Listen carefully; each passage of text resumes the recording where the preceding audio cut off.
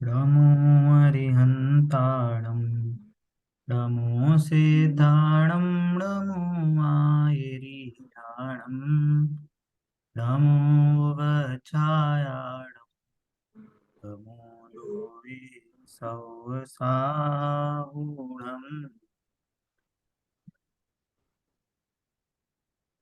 मंगल प्रज्ञा 3 का अभी हमने द्रव्य गुण पर्याय का हमने ये वाला चैप्टर पूरा किया। होमवर्क के रूप में आपको नेमिनाथ भगवान का जो जीवन परिचय है उसका हमने आपको होमवर्क दिया था। आशा है आपने पढ़ लिया होगा। वो नहीं पढ़ा है तो आप अवश्य पढ़ें। उस चैप्टर के संबंध में कुछ बिंदु बताना अनिवार्य हैं, तो मैं बस हाईलाइट कर रहा हूँ इस चीज़ को। पहली बात तो ये कि हमें ये पता होना चाहिए कि नेमिनाथ भगवान और जो कृष्ण है ना, कृष्ण जी जो अर्ध चक्रवर्ती जिनको भी कहा जाता है, है ना, नारायण, तो ये एक दूसरे के क्या थे? भाई। भाई थे, चचेरे भाई थे, जी जी। है ना। तो ये हमें ये पता होना चाहिए। और रीजन ये कि जो कृष्ण के बारे में और भी हमारा जो ये क्या कहते हैं, हमारी जनवाणी में भी आया है, हरिवंश पुराण में, तो इसमें पूरा महाभारत का इन सब का पूरा डिटेल है ना। और ये नेमिनाथ भगवान के काल में ये सारी चीजें हुई थी। तो जो बाहर में जो प्रचलित जो महाभारत का है, अगर आपको इंटरेस्ट है तो आपको वो भी पढ़ना चाहिए। तो आपकी बहुत सी भ्रांतियां उसमें दूर होंगी, है ना। तो अभी वो चीज में नहीं जा रहे, बट यहाँ पे बताना जरूरी है इसलिए समझा। दूसरा कि इनका जन्म शौरीपुर में हुआ था। तो ये शौरीपुर कहाँ है? तो ये शौरीपुर पड़ता है इटावा के पास, यूपी में, है ना। जो भजन भी आता है, शौरीपुर वाले नेमी जी हमारे शौरीपुर वाले। तो ये वहाँ पे हमारा काफी बड़ा तीर्थ क्षेत्र भी है। तो अगर कहीं पे आपकी तीर्थ यात्रा वगैरह जाती है तो आपको वहाँ पे भी होके आना चाहिए। मैं भी गया हूँ, काफी अच्छा बड़ा मंदिर है वहाँ पे, हमारे धर्मशालाएं वगैरह भी हैं। और तीसरा इसमें एक चीज और समझने की है कि जो जनरली नेमिनाथ भगवान के से रिलेटेड बताया जाता है कि जो उनका वैराग्य प्रसंग है कि उनकी सगाई राजुल से हो गई थी जूनागढ़ में, गुजरात में, और वो वहां पे शादी के लिए जा रहे थे। तो ऐसा जनरली समाज में प्रचलित है कि वहां पे जानवरों को बांधा गया था उसका क्या कहते हैं, उनका मांस भक्षण के लिए। तो ये पॉइंट सरासर गलत है कि जो स्वयं तीर्थंकर हो और उनके ऐसे कार्य में, शादी में, वहां पे जानवरों को मारने की आदि की बात हो, क्योंकि वो स्वयं तीर्थंकर हैं।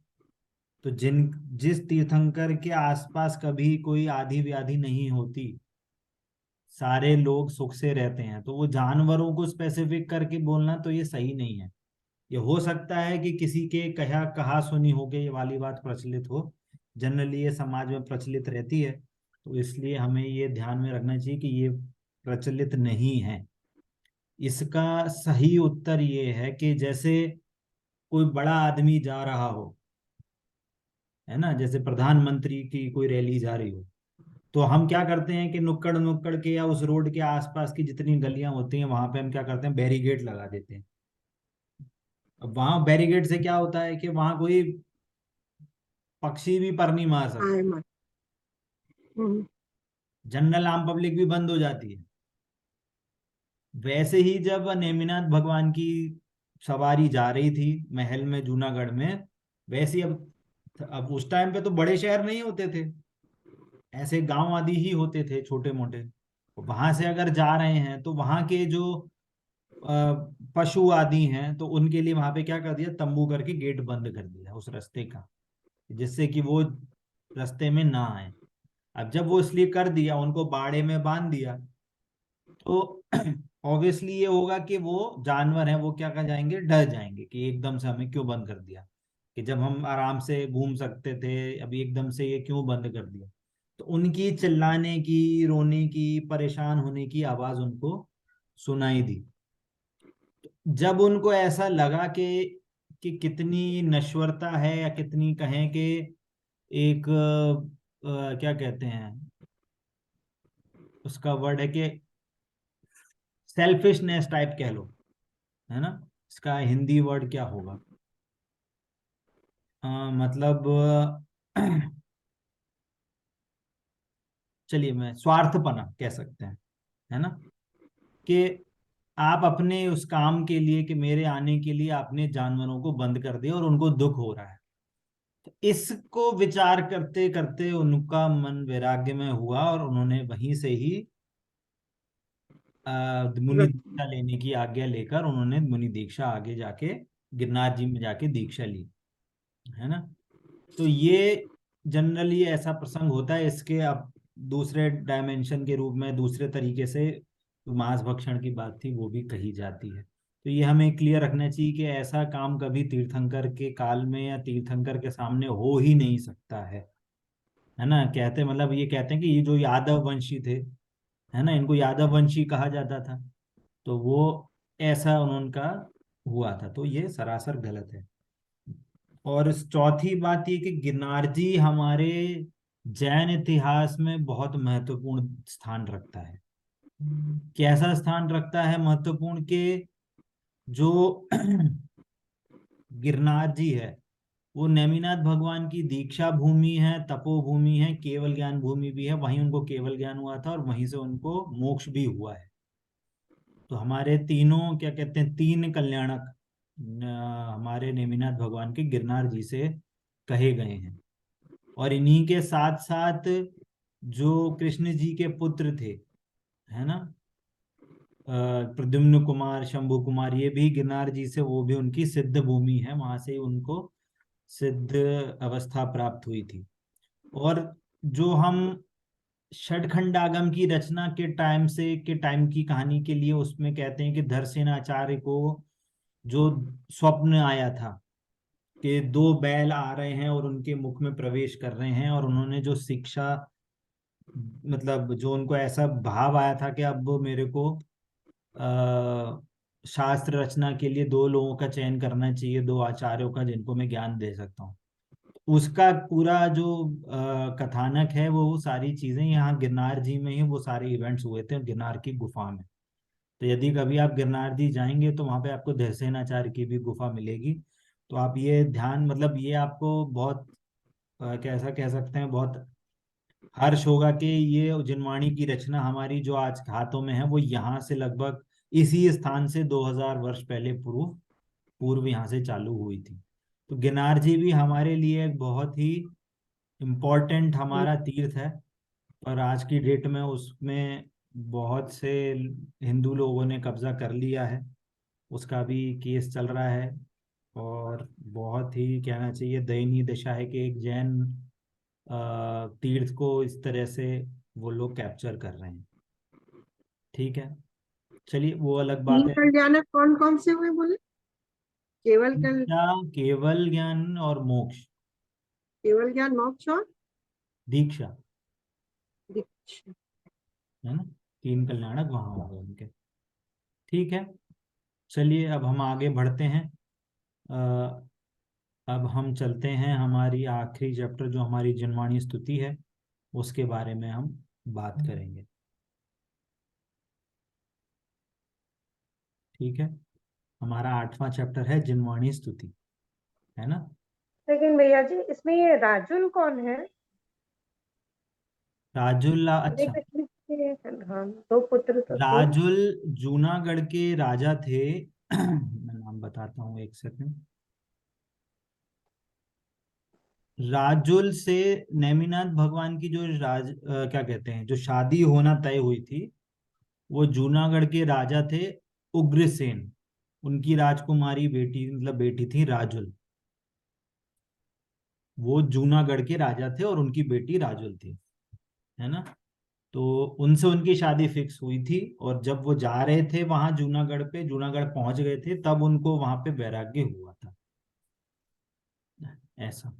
और जब उनको वैराग्य हुआ तो इसको देखकर राजुल को भी, उनको भी वैराग्य हो गया था। और गिरनार पे वहां पे उनको मोक्ष हुआ है, और उन्होंने भी आर्य का व्रत लेके, राजुल ने भी वहीं पे उन्होंने तपस्या करी थी, और वहां से उनकी समाधि हुई है। तो एक राजुल की भी टोक गिरनार जी में आपको दिखेगी, अगर आप कभी जाएंगे तो, है ना, ऐसा।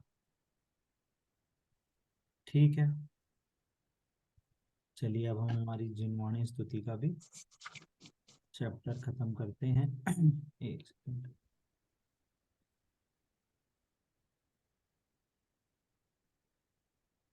चलिए।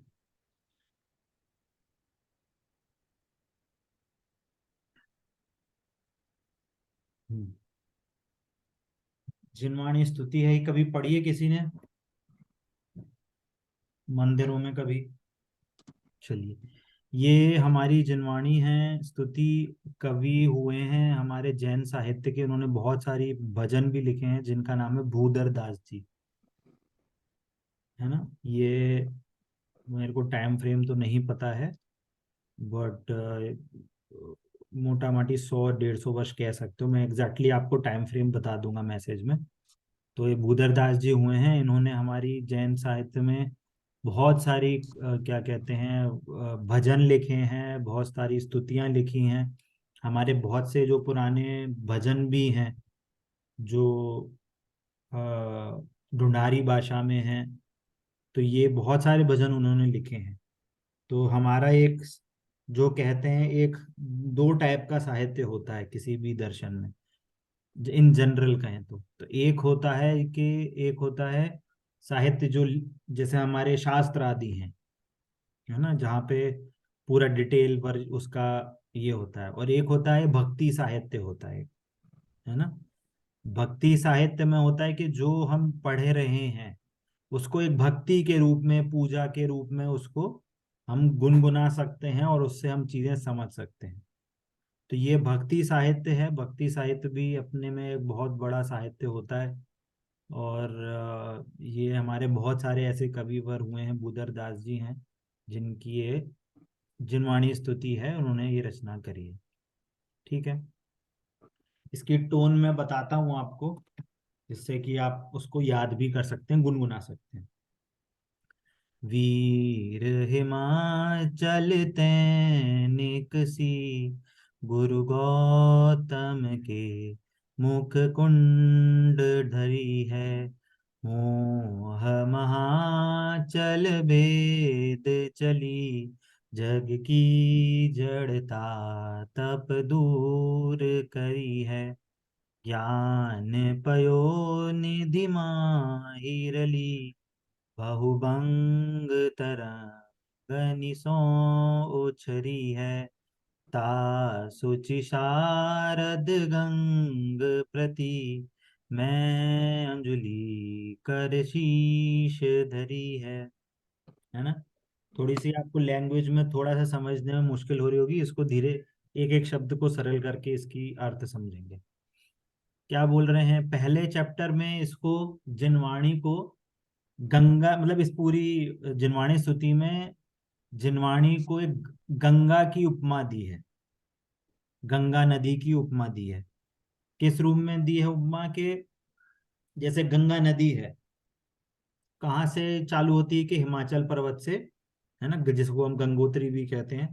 हिमाचल पर्वतों से चालू होती है उसकी, और पूरे उत्तर भारत में पत्थरों से लड़ते भिड़ते काटते हुए उसको, और लोगों की जितनी भी तप है, कहना चाहिए गर्मी को शांत करते हुए, और जाके सीधे समुद्र में जाके मिल जाती है। वैसे ही यहाँ पे उस अलंकारिक भाषा को यहाँ पे यूज किया है।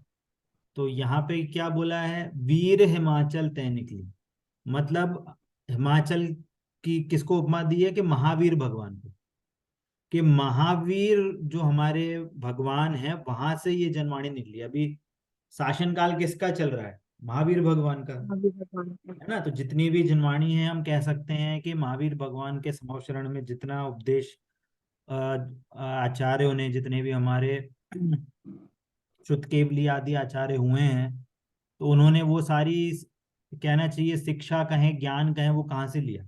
महावीर भगवान से। तो वो कह रहे हैं कि जो जिनवाणी है वो महावीर भगवान से, महावीर भगवान की देन है ना। वो हिमाचल, महावीर भगवान रूपी हिमाचल से निकली है। और गुरु गौतम के मुख गुंड ढरिए, है ना। और वो गुरु गौतम से के मुख से निकली है ना। जैसे हिमाचल से निकली और गुरु गौतम के मुख से हमें मिली, क्योंकि गौतम के थे पहले गणधर थे, तो गुरु गौतम के मुख से हमें ये मिली है। मोह महाचल भेद चली, है ना। जैसे वो नदी क्या है, पत्थरों को भेद के चलती जा रही है, वैसे क्या है ये जनवाणी, क्या है, मोह रूपी जो मिथ्यात्व रूपमी महा, जो वो है, चल मतलब पत्थर, है ना, जो बड़े पत्थर हैं उसको भी भेदती हुई चली जा रही है। और जग की जड़ता तप दूर करी है, मतलब जग की जड़ता तप मतलब जो जड़ता रूपी, मतलब जो तप है, मतलब जो अग्नि है, लोगों के परिणामों में जो कषाय रूप अग्नि है, उसको दूर करती चली जा रही है ना।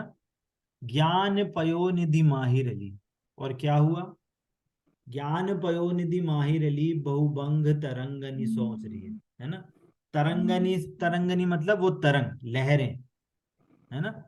तरंगनी सोच रही है मतलब तरंग जैसी उसमें लहरें होती हैं। कैसी तरंगे होती हैं उसमें, बोल रहे हैं बहुभंग, बहुभंग। बहुभंग मतलब यहाँ पे है कि जनवाणी में, हमारे शास्त्रों में एक कॉन्सेप्ट आता है ना। सात भंग कहते हैं इसको, है ना। आपको यदि याद ना हो, समझ में ना आए, कोई प्रॉब्लम नहीं है, बट समझ, मतलब एक नाम आपको याद होना चाहिए, जिसको कहते हैं हम सप्तभंग। सप्तभंग मतलब कि हम किसी भी वस्तु का वर्णन करेंगे तो सात टाइप से हम कर सकते हैं, है ना। तो सप्तभंग क्या होते हैं? एक तो होता है अस्ति, एक होता है नास्ति, एक होता है अस्ति नास्ति, है ना। और एक होता है अस्ति नास्ति अवक्तव्य, नहीं नहीं, एक सेकंड, सॉरी, अस्ति नास्ति, अस्ति नास्ति, फिर अवक्तव्य, फिर अस्ति अवक्तव्य, नास्ति अवक्तव्य, और एक अस्ति नास्ति अवक्तव्य। ठीक है। तो ये नहीं भी समझ में आ रहा हो कोई प्रॉब्लम नहीं है, ये सप्तभंग होते हैं। कभी बाद में, कभी एक्स्ट्रा कभी चर्चा आएगी तो इसको समझेंगे। शॉर्ट में कहें तो हम किसी चीज को कहेंगे तो कैसे कह सकते हैं कि ये क्या है, ये मोबाइल है ना, ये क्या है, ये मोबाइल है। तो इसको बोलेंगे, हमने अस्थि बोला, ये अस्थि क्या है, अस्थि मतलब है, नास्ति मतलब नहीं है। तो क्या बोलेंगे, ये मोबाइल क्या नहीं है, कि लैपटॉप नहीं है, पेन नहीं है, टेबल नहीं है। तो हम नास्ति से भी इस मोबाइल का इंट्रोडक्शन करा सकते हैं, है ना। और एक अस्थि नास्ति से भी कह सकते हैं कि अस्थि मतलब मोबाइल है, दूसरा मोबाइल नहीं है। हम एक सेंटेंस में भी अस्थि नास्ति कह सकते हैं। और अवक्तव्य, अब अवक्तव्य का मतलब होता है कि ये, कि हम कह नहीं सकते, कि ब्लू कलर का भी है और ब्लैक कलर का भी है, ये भी स्क्वायर भी है, तो उसको बोलते हैं अवक्तव्य। एक ऐसे ही होता है अस्थि अवक्तव्य, नास्ति अवक्तव्य और अस्थि नास्ति अवक्तव्य। ये थोड़ा डिटेल की चीजें हैं, अभी हम इसके अंदर नहीं जा रहे हैं, पर इसका मैं एग्जाम में भी नहीं लूंगा, बट ये सप्तभंग हमारी जिनवाणी में होते हैं। ठीक है। तो ज्यादा वो नहीं कर रहा हूँ कॉम्प्लिकेट। बात क्या है कि जैसे नदी में लहरें उछलती हैं, वैसे ही हमारी जिनवाणी में सप्तभंगी रूपी रूपी लहरें उछलती हैं। और क्या होता है कि वो ज्ञान पयोनिधि माहिर अली, है ना, कि वो ज्ञान रूपी समुद्र में जाके मिल जाता है ना। ता सुचि शारद गंग नदी प्रति, मतलब उस, शुचि मतलब शुद्ध साफ, है ना।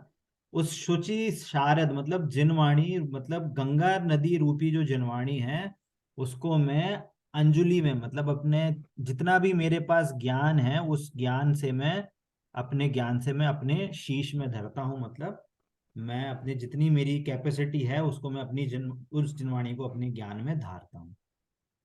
ठीक है, नीचे भी इसका मीनिंग है, उसको भी हम एक एक लाइन लेके पढ़ेंगे। चलिए पढ़ ही लेते हैं। यह जिनवाणी की स्तुति है, इसमें दीप शिखा के समान अज्ञान अंधकार का नाश करने वाली पवित्र जिनवाणी रूपी गंगा को नमस्कार किया गया है।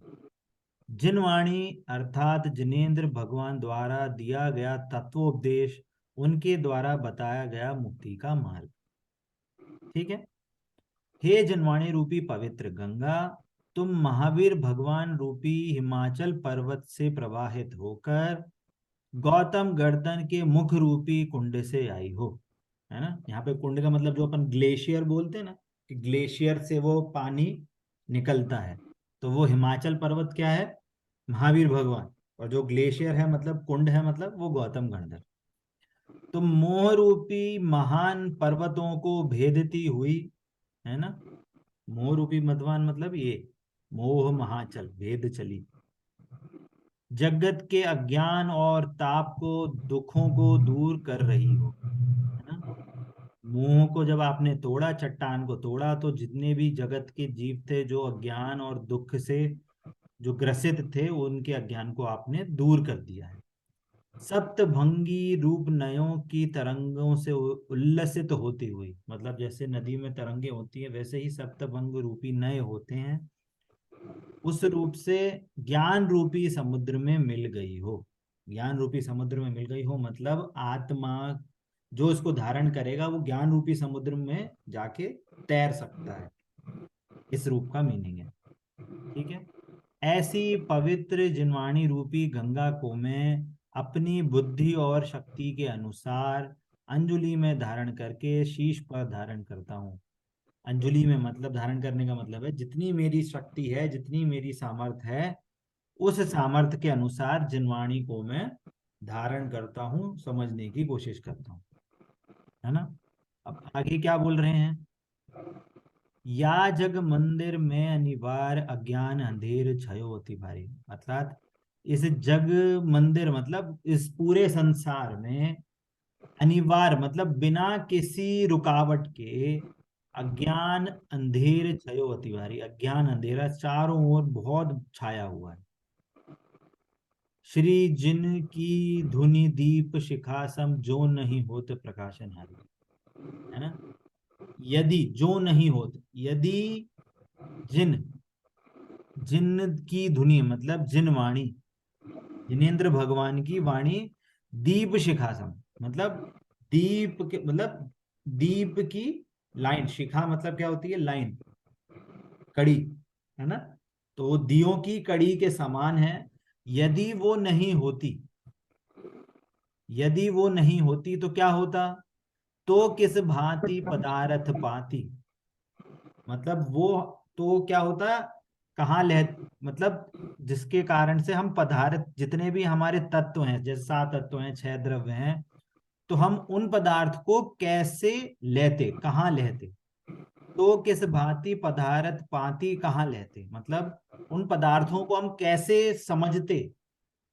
है ना, वस्तुओं को कैसे समझते, हमारी जो अर्थव्यवस्था है कि आपने जो चैप्टर समझा वो हम कैसे समझते, मैं जीव द्रव्य हूं, मैं जीव तत्व हूं, ये हम कैसे समझते। और रहते अविचारी मतलब हमें वस्तु स्वरूप का ज्ञान ही नहीं हो पाता, वो अविचार ऋणी मतलब अविचार हो जाता, हम विचार नहीं कर पाते।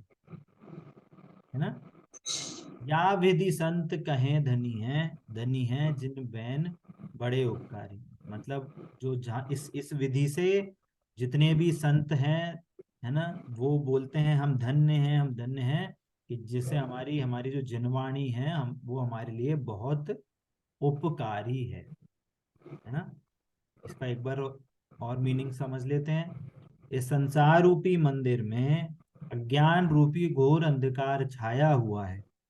यदि उस अज्ञान अंधकार को नष्ट करने के लिए जिनवाणी रूपी दीप शिखा नहीं होती, तो फिर तत्वों का वास्तविक स्वरूप किस प्रकार जाना जाता, वस्तु स्वरूप अविचारित ही रह जाता। है ना, अतः संत कवि कहते हैं कि जिनवाणी बड़ी ही उपकार करने वाली है, जिनकी कृपा से हम तत्व का सही स्वरूप समझ सकते हैं, मैं उन जिनवाणी को बारंबार नमस्कार करता हूँ। ठीक है, तो ये हमारी जिनवाणी स्तुति भी हुई। और आज हमारा ये मंगल प्रज्ञा थी का हमारा जो पूरा डिस्कशन कहें, क्लास कहें, है ना, कक्षा कहें, ये यस। हमारी आज निर्विघ्न रूप से हमारी समाप्त होती है। आशा है कि आप सभी को बहुत सारी नई नई चीज़ें समझ में आई होंगी और कुछ नए नए कंसेप्ट आपके जनरेट हुए होंगे। तो इसका एग्ज़ाम हम नेक्स्ट वीक फ्राइडे को ही रखेंगे, जब तक मेरे को भी क्वेश्चन पेपर बनाने का आपको का टाइम मिल जाएगा। और आप चाहें तो जितने भी चैप्टर्स हुए हैं आगे के, उसको आप रिवाइज भी कर सकेंगे, तो आपको भी सफिशिएंट टाइम मिल जाएगा। ठीक है। और हमारी मेरी जो पिछली, हाँ, जो नोट्स थे वो मैं शेयर नहीं कर पाया था, पीडीएफ उसकी, वो मैं पीडीएफ आपको उसकी शेयर कर दूंगा। और रिकॉर्डिंग भी जितनी बची हैं वो सारी अपलोड हो जाएंगी। ठीक है। अभी इसके बाद कोई अगर कोई क्वेश्चन है तो आप पूछ सकते हैं। भैया जी, क्वेश्चंस जो है वो लास्ट जो क्वेश्चन पेपर्स थे उन्हीं पैटर्न्स पे रहेगा हाँ या फिर कुछ हाँ, चेंजेस होंगे? Same same same. ओके भैया। ऑब्जेक्टिव ही रहेंगे। और जो नेक्स्ट सेशन भी हमारा, जब कुछ दिनों में हम थोड़ी प्लानिंग करके उसके भी आपको हम नए सेशन के भी आपको फॉर्म्स के लिए जैसे रजिस्ट्रेशन करना है वो बताएंगे आपको। कि भैया ठीक जी, है। आपने शायद ट्रू फॉल्स का भी कुछ बोल रहे थे ना लास्ट टाइम क्लास में? वो तो हर टाइम होता है, हाँ या ना ऐसे करके मैसेज तो रहते ही हैं, क्वेश्चंस। ठीक है। क्वेश्चन पेपर में कोई चेंज नहीं आएगा, वही सेम टाइप पैटर्न में ही रहेगा क्वेश्चन पेपर। ठीक है। चलिए। जिनवाणी के ज्ञान से सूझे लोकालोक, सो वाणी मस्तक नमो सदा देता हूँ लोक। बोलिए द्वाचानमयी जिनवाणी माता की जय हो, जय हो, जय हो। अहिंसामय जैन धर्म की जय हो, जय हो, जय। जय जिनेन्द्र सभी को। जय जय जय। सभी का।